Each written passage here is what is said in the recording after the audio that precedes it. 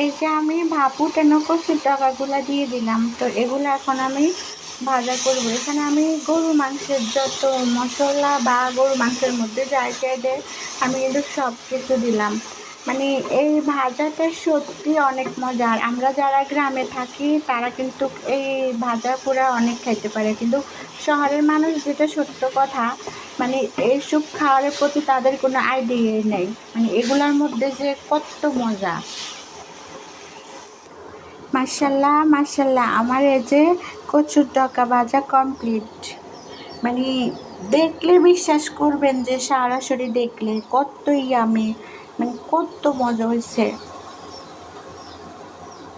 এটা কিন্তু শহরের মানুষে আমার মনে হয় না লাইফে কখনো খাইছে।